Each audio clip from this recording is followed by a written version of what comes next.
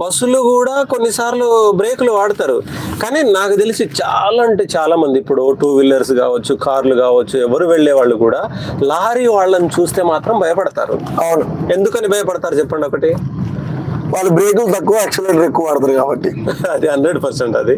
ఎందుకనంటే ఎదురుగా ఒక లారీ ఏదైనా వస్తే, ఎగ్జాంపుల్ నేనే కావచ్చు, ఎప్పుడైనా నేను కార్ డ్రైవ్ చేస్తున్నప్పుడు కానీ, బైక్ డ్రైవ్ చేస్తున్నప్పుడు కానీ, ఎదురుగా లారీ వచ్చిందంటే అమ్మాయి వాడు ఆపడరా రే, బ్రేక్ వేయడు కానీ మనమే తప్పుకుందాం అనే ఆ ఫీల్ బ్రెయిన్ కి ముందే వచ్చేస్తుంది. అవును, అంటే ఇంకొకటి ఏంటంటే లారీ వాడి కాన్ఫిడెంట్ ఏముంటదంటే, నాకు తెలిసి నేను అనుకుంటున్నాను, ఎదురుగా వచ్చేది కారు కావచ్చు, బైక్ కావచ్చు, ఇంకేదైనా కావచ్చు, వాడు వచ్చి నన్ను గుద్దినా, నేను పోయి వాడికి గుద్దినా వాడికే రిస్క్.